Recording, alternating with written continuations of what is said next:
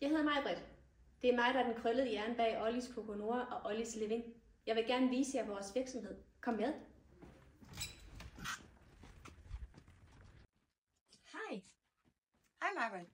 Hvordan har du det i dag? Jeg har det godt. Hvad er det, du laver her?